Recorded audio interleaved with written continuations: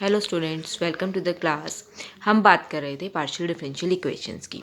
Partial differential equation किस तरह की? Linear partial differential equation of second and higher order. ठीक है, हमने सेकंड या उससे बड़े ऑर्डर की पार्शियल डिफरेंशियल इक्वेशन की बात करनी है। अभी तक हमने इसके अंदर होमोजीनियस का केस पढ़ा। अगर हमारे पास इक्वेशन होमोजीनियस है तो हम उसका कॉम्प्लीमेंट्री फंक्शन कैसे निकालते हैं। अब हम बात कर रहे हैं इसके पर्टिकुलर इंटीग्रल की। पर्टिकुलर इंटीग्रल हम निकाल रहे हैं इस केस में। नीचे आपके पास फंक्शन है डी और डी डैश का। कैसा फंक्शन? Homogeneous function. और यहाँ पर आपके पास जो फंक्शन आएगा वो किस फॉर्म का होगा? A x plus B Y type का। ठीक है, तो हम क्या करेंगे? पर्टिकुलर निकालने के लिए, पर्टिकुलर इंटीग्रल निकालने के लिए हम ए एक्स प्लस बी वाई में से ए और बी चूज करेंगे। ए से हम डी को रिप्लेस कर देंगे, बी हम डी डैश की जगह लिख देंगे। तो ये क्या बन गया? F of A B. ठीक है, और इसके लिए अब हम क्या करेंगे? यहाँ लगाएंगे इंटीग्रेशंस। कितनी बार इंटीग्रेशंस? जितने डिग्री का ये होमोजीनियस फंक्शन होगा। और ए एक्स प्लस बी वाई की जगह हम अंदर लगा देंगे यू। जितनी इंटीग्रेशंस बाहर उतने ही यहाँ पर डी यू। ठीक है, हमने यहाँ पर n टाइम्स लिखा है। n क्या है? Order of homogeneous function F of D D dash. और u क्या है? ए एक्स प्लस बी वाई। अभी हम इसका एक एग्जाम्पल करेंगे तो आपको ये चीज़ क्लियर हो जाएगी कि हमने कैसे इसको यूज़ करना है। Right, so this is our example. Curly two Z by curly X square minus curly two Z by curly X curly Y plus 3 curly two Z by curly Y square. और इस side function क्या है? Is equal to square root of X plus 3y। सबसे पहले हम क्या करते हैं? ऑक्सिलरी इक्वेशन बनाते हैं। ऑक्सिलरी इक्वेशन से पहले हम इसको डी और डी डैश की फॉर्म में लिख दें। तो ये क्या बन गया? डी का square, second order derivative with respect to X, -4, एक एक्स के रिस्पेक्ट में डेरिवेटिव, एक वाई के लिए, तो एक डी डैश, तो -4 D D dash plus 3 times ये क्या है? Second order derivative with respect to Y, तो ये हो गया डी डैश का स्क्वायर और बाहर आ गया जेड। ठीक है, D square -4 D D dash और प्लस 3 डी डैश स्क्वायर, बाहर आ गया जेड। और ये इस side function as it is X plus 3y का स्क्वायर रूट। ठीक है, ऑक्सिलरी इक्वेशन के लिए हम क्या करते हैं? ये होमोजीनियस है, ये भी 2 डिग्री की टर्म, ये भी 2 डिग्री की टर्म, ये भी 2 डिग्री की टर्म, तो हम d को m से रिप्लेस कर देते हैं। जब हमने d की जगह m लिखा, इक्वेशन बन गई m square -4m plus 3, M square -4m plus 3 is equal to 0। इसके हमने बनाने हैं factors. M square -3m -m, 3 into 1 ही बनेंगे ना फैक्टर्स, 4 बनाना है आपने, तो 3m -3m -m plus 3 is equal to 0। So you can find the factors m -1 m -3 is equal to 0। m की दो वैल्यूज, एक 1 और एक 3।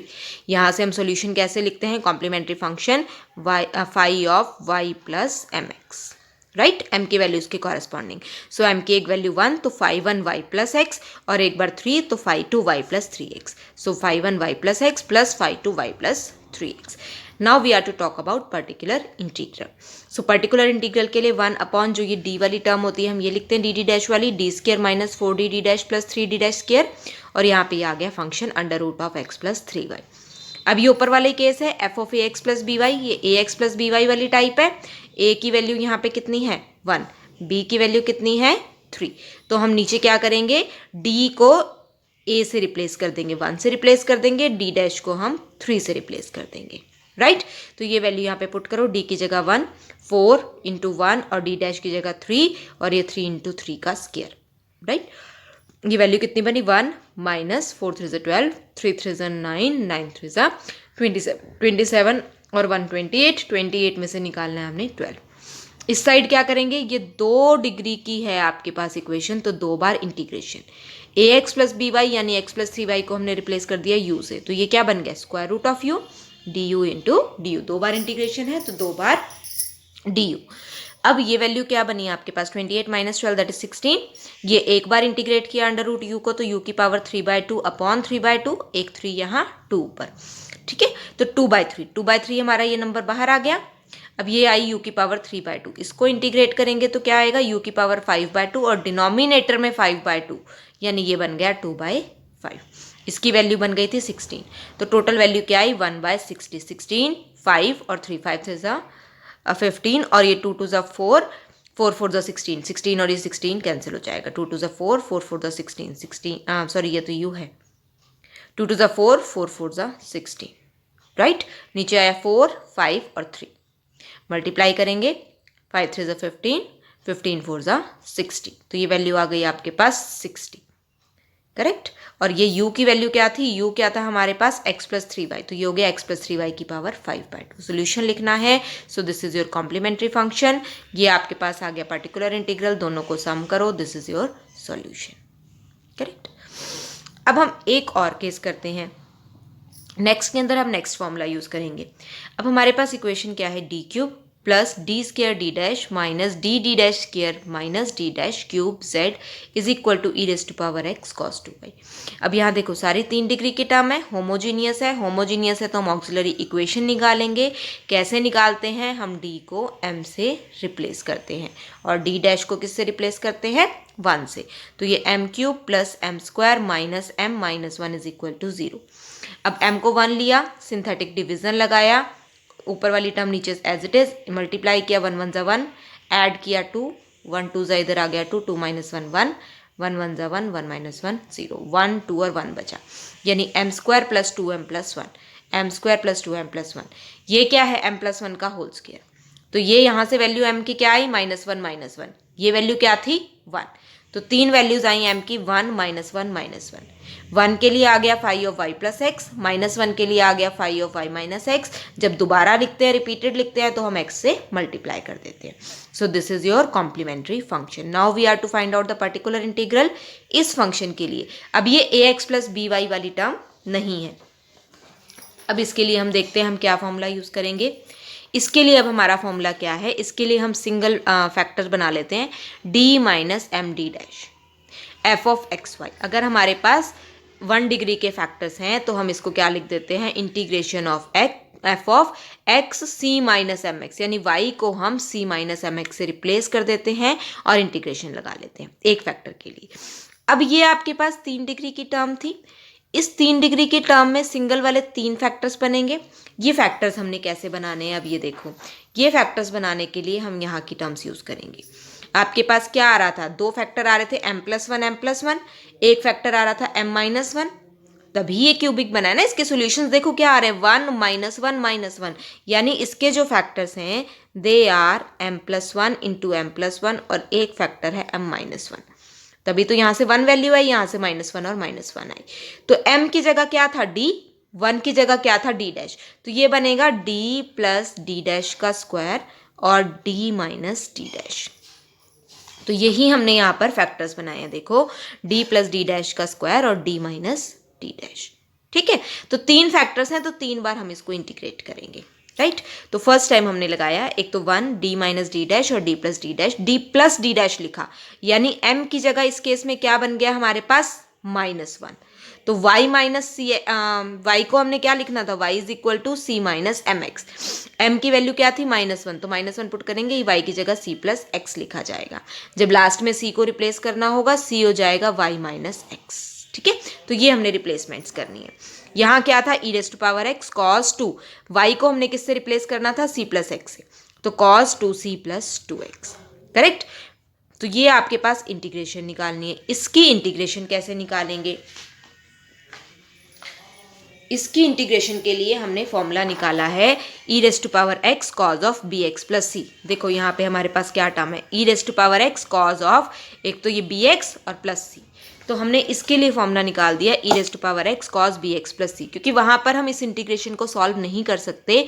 आपको पता है इस इंटीग्रेशन को सॉल्व करने के लिए हम 2 बार बाय पार्ट्स लगाते हैं और फिर हमारे पास सेम इंटीग्रल आ जाता है, उसको हम वापस लेफ्ट साइड पे लेके आते हैं तो हमारे पास सोल्यूशन बन जाता है। तो इस इंटीग्रल को हम आई नाम देते हैं, इसको हम सॉल्व करते हैं। पहली बार हम बाय पार्ट्स लगा रहे हैं, फर्स्ट फंक्शन मैंने कॉज को लिया है, सेकेंड फंक्शन मैंने एक्सपोनेंशियल को लिया है, राइट। तो मैंने एक बार बाय पार्ट्स लगाया, फिर मैंने इसके बाद दोबारा जो ये इंटीग्रल आया इसके अंदर दोबारा बाय पार्ट्स लगाया, तो मेरे पास ये फॉर्मूला ये बन गया। दोबारा बाय पार्ट्स लगाया तो ये कॉज वाली टर्म वापस आ गई थी, इसको मैं वापस राइट साइड पे लेके गई हूँ, तो ये बन गया 1 + b²। तो जब मैं इसको डिनोमिनेटर में लेके गई हूँ, ये मेरा फॉर्मूला बन गया, राइट। तो ये फॉर्मूला हम अपने क्वेश्चन के अंदर यूज करेंगे। मैंने दोनों फॉर्मूले निकाल दिए हैं, एक बार कॉज के लिए, एक बार साइन के लिए, ठीक है। अब देखो हम ये फॉर्मूला अपने क्वेश्चन के अंदर यूज करते हैं। यहाँ पर क्या है, e raise to power x cos 2c plus 2x। ठीक है, तो हमने यहाँ पे क्या किया था, c की जगह तो हमारे पास 2c है, c की जगह हमारे पास 2c है, 2x है, यानी b की जगह क्या है हमारे पास 2, हमने b को किससे रिप्लेस करना है, 2 से रिप्लेस करना है। e की पावर x हमारे पास यहाँ भी एज इट इज है, e raise to power x, यहाँ पे मैंने e की पावर x लिया था, तो इस फॉर्मूले में सिर्फ मुझे b को 2 से रिप्लेस करना है। क्या बन जाएगा, e raise to power x, b को 2 से रिप्लेस करेंगे, 2 to the 4 और 1 5 cos 2x प्लस 2c और प्लस b यानी कि 2 sine 2x plus 2c, right. यही फॉर्मूला मैंने यहाँ पे लिखा है, e raise to power x by 5 cos 2x plus 2c plus 2 times sine 2x plus 2c।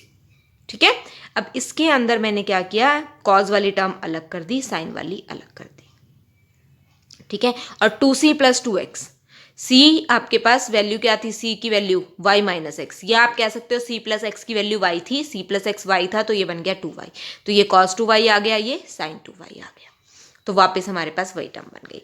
अब फिर हमने क्या किया, एक फैक्ट बाहर रखा, d प्लस डी डैश को अंदर ले गए, d प्लस डी डैश को अंदर हम लेकर जाएंगे तो हमारे पास क्या हो जाएगा, d प्लस डी डैश के कॉरस्पॉन्डिंग फिर हम ये वाला फॉर्मूला लगाएंगे, इस फॉर्मूले के कॉरस्पॉन्डिंग 2 बार हम इंटीग्रेशन लगाएंगे, एक बार कॉस के लिए, एक बार साइन के लिए। ठीक है, फिर हमने इसकी वैल्यूज लिखी हैं, उसके बाद अगेन इसको हमने एक बार और इंटीग्रेट किया है यहाँ पे d माइनस डी डैश के कॉरस्पॉन्डिंग, तो हमारे पास रिजल्ट आ गया 1/25 to E raise to power X sine 2y plus E raise to power x cos 2y। Solution हम कैसे लिखते हैं, complementary function plus particular integral. Complementary function हमने पहले निकाला था और ये हमारा आ गया पर्टिकुलर इंटीग्रल, दोनों को सम करके लिखेंगे, so this is our solution, right. Next एक और एग्जाम्पल करते हैं केस ऑफ फेलियर का। So what is the case of failure. Case of failure में हम क्या करते हैं, देखो सबसे पहले हम इक्वेशन देखते हैं, 2r minus S minus 3t is equal to 5 E raise to power X by E raise to power Y. Denominator में है, डिनोमिनेटर में हमने पावर को ऊपर ले जाके सब्ट्रैक्ट कर दिया। ठीक है, अब ये क्या है, r is second order derivative with respect to s, x s is the derivative with respect to x and y। ठीक है, t curly to z by curly y square. जब हम इसको ऑक्सिलरी इक्वेशन की फॉर्म में लिखेंगे तो auxiliary equation क्या बनेगी, 2d square minus D D dash minus 3d square into Z is equal to 0, और ऑक्सिलरी के लिए हम क्या करते हैं, d को m से रिप्लेस करते हैं, d dash is equal to 1 लगाते हैं। सो हमारे पास ये बन गई हमारी auxiliary equation, 2m square minus m minus 3 is equal to 0। Factors बनाने हैं इसके, फैक्टर्स कैसे बनाएंगे, 3 और 2 फैक्टर्स बनेंगे, 2m square minus 3m plus 2m minus 3, इसके फैक्टर्स बनाए m plus 1 2m minus 3 is equal to 0। अगर आपको फैक्टर बनाने में कोई कन्फ्यूजन होती है, आपको लगता है फैक्टर्स नहीं बन रहे हैं, आप इसका डायरेक्ट सोल्यूशन निकाल सकते हैं, m is equal to minus B plus minus under root B square minus 4ac upon 2a वाले फॉर्मूले से। ठीक है, अगर आपको कन्फ्यूजन लगता है, आपको लगता है फैक्टर्स नहीं बन रहे हैं, तो आप सॉल्यूशंस इस फॉर्म में निकाल सकते हो। सो m की वैल्यूज आ गई, एक -1 और एक 3/2। कॉम्प्लीमेंट्री फंक्शन लिख देते हैं। अब हम लगाते हैं यहाँ पर हमारा पर्टिकुलर इंटीग्रल। पर्टिकुलर इंटीग्रल में हमने यहाँ पे क्या करना है, एक्सपोनेंशियल के केस में क्या करते हैं हम, एक्सपोनेंशियल के केस में यहाँ पर ax plus B Y type है, a की जगह 1 है, b की जगह क्या है -1।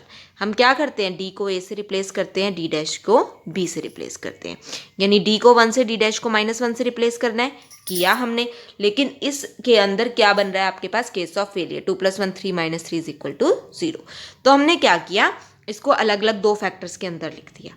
ठीक है, 2 फैक्टर्स में क्यों लिखा, क्योंकि एक फैक्टर में हमारे पास प्रॉब्लम आ रही है, एक में नहीं आ रही। एक में ही तो 0 बनेगा ना, एक ही वैल्यू के लिए, एक में 0 नहीं बन रहा, तो उसको पहले हम सॉल्व कर लेते हैं। 2d - 3d डैश में जब हम वैल्यू पुट करते हैं तो हमारे पास कोई प्रॉब्लम नहीं आती, ये 2 + 3 बन जाता है, 2 + 3 इज 5, तो ये हमारा सॉल्व हो जाएगा। अब बचा आपके पास d + d dash e raise to power x - y। इसको कैसे सॉल्व करते हैं, ये हमारे पहले एग्जाम्पल का पर्टिकुलर केस है।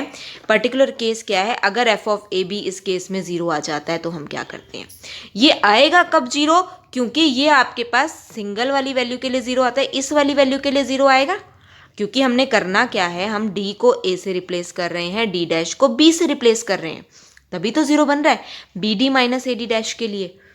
ठीक है, तो इसकी जितनी बार ये टर्म होगी उतनी बार हम यहाँ x की पावर लिखेंगे, नीचे उतनी बार b की पावर लिखेंगे, यानी जो d के साथ टर्म है और साथ में क्या आ जाएगा, n फैक्टोरियल, और ये टर्म हमारी एज इट इज रहेगी। अब इसको हम यहाँ पर यूज़ करते हैं। यहाँ पर ये टर्म कितनी बार है? एक ही बार है। एक ही बार है तो हम यहाँ पे क्या करेंगे, x की पावर 1 और 1 का फैक्टोरियल, b की जगह भी 1 था तो 1 की पावर भी 1। तो यहाँ पर क्या हो गया आपके पास, यहाँ पर आपके पास x अपॉन 1 आ गया, तो x इंटू ई की पावर x माइनस वाई बचा। ये मैंने ऐसे क्यों लिखा है? मैंने ये ऐसे लिखा है क्योंकि ये फॉर्मूला ये था 1 upon b d minus a d dash की power n f of A x plus B y. अब b d minus a d dash लिखना था। इस केस से अगर मैं लेती, यहाँ से मेरे पास a की वैल्यू 1 और b की वैल्यू -1 आ रही है, ठीक है, तो ये माइनस डी और प्लस डी डैश होना चाहिए था इसके correspondingly, minus D dash, sorry, a की वैल्यू 1 है ना, b की वैल्यू -1 है, माइनस डी डैश होना चाहिए था, जबकि यहाँ क्या आ रहा है, d प्लस डी डैश। तो इस फॉर्म में कन्वर्ट करने के लिए a x plus B y को मैंने e raise to power minus y minus x कर दिया, कि फंक्शन क्या है, e raise to power minus of A x plus B y. अब a की वैल्यू आपके पास क्या होगी, -1, और b की वैल्यू +1 हो गई, और ये केस हमारे पास बन गया, ठीक है। इसलिए मैंने सिर्फ इस फॉर्म में किया है, अदरवाइज और कोई रीज़न नहीं था, राइट। तो ये हो गया x e की power x minus Y. Solution हमने क्या लिख दिया, complementary function plus particular integral, right. So this is your solution. तो हमने आज क्या क्या डिस्कस किया, हमने एक तो फॉर्मूला किया कि पर्टिकुलर इंटीग्रल कब निकालना है, जब आपके पास कोई भी फंक्शन ए एक्स प्लस बी वाई की फॉर्म में हो, या केस ऑफ फेलियर हो, या हमने क्या किया, E raise to power x cos 2y। इस केस में हमने क्या फॉर्मूला लगाया था, इस केस में हमने फॉर्मूला लगाया था कि 1 upon D minus M T dash F of X Y किसके इक्वल होता है, integration F of X minus F of X C minus M X D X, integration में कन्वर्ट हो जाता है। ये भी हमने इंटीग्रेशन में कन्वर्ट किया। ये कब कन्वर्ट किया, जब ये आपके पास फंक्शन ए एक्स प्लस बी वाई का था, यहाँ पर कोई भी फंक्शन एक्स वाई का था, तो हमने नीचे का फैक्टर लीनियर बना दिया। यहाँ हमने फैक्टर को नहीं छेड़ा, यहाँ पे फंक्शन आपके पास ए एक्स प्लस बी वाई का था, यहाँ पर आपके पास क्या था, लीनियर फैक्टर था, फंक्शन कोई भी था। तो हमने ये 3 फॉर्मूले आज के लिए किए हैं। तो इन 3 फॉर्मूलों पे बेस्ड हमने 3 एग्जाम्पल्स किए हैं। आप बाकी सारे एग्जाम्पल्स को ट्राई करना, कोई भी क्वेरी होगी so we will discuss in the doubt class. Thank you.